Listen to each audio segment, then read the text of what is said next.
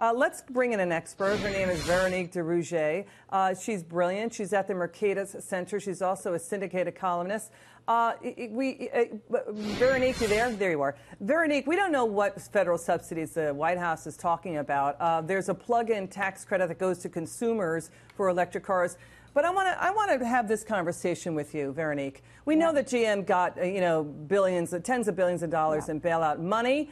Why can't these automakers retool their factories to build either small cars or big cars like trucks and SUVs?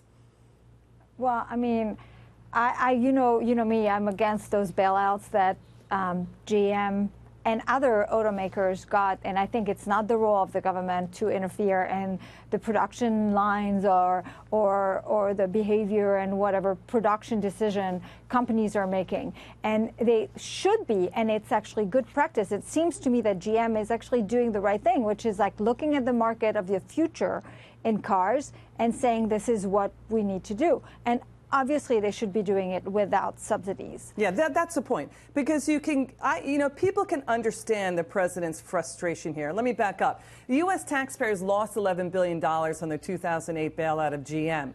And what happened then was that oil prices spiked up, and nobody wanted GM's big cars and trucks at that time. Oil prices and gas prices go down. Now people want the bigger cars. They can afford it. They don't want the littler cars. So why can't GM and the car makers get a grip on where gas prices are going? I think the president is frustrated because he knows that car makers can come with their tin cup to federal taxpayers and get bailouts. He doesn't want it anymore.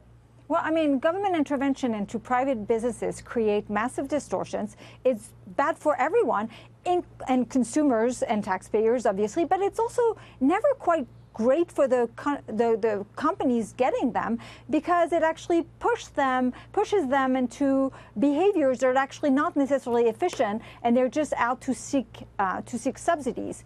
That being said, I would welcome the president cutting all subsidies to all companies, but I don't think this is what he's trying to do right now. He's frustrated, and he's using the threat of removing subsidies for this particular company as a threat against it. And I think this is just really just not proper for a president to do this. I hear what you're saying, and let's do the backstory here.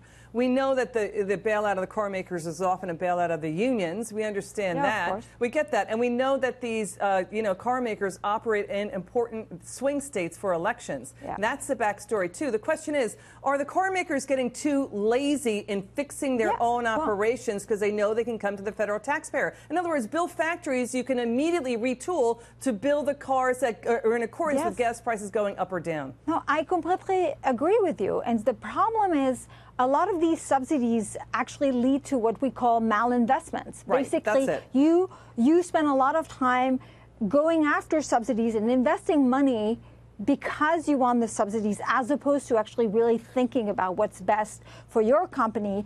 And it does seem, though, and obviously the bailout was part of this. I'm sorry, it is not the role of the government at the federal level or at the state level to go and bail out companies if they're not selling products that consumers want to buy. They shouldn't be bailed out. They should go under or they should revamp their model. They will have a dry patch or whatever. But this practice is not productive. It doesn't lead to an auto sector that is actually productive and competitive. And that is one of the problems. Veronique, you're great. And all of a sudden, GM says it can move workers that are going to be laid off to other factories. I don't understand how Mercedes can suddenly retool its existing car plants to make electric vehicles. If they can do it, well, why can't the other car makers? Veronique, you're great. Great to see you. Come back soon. We love having you on. Yep.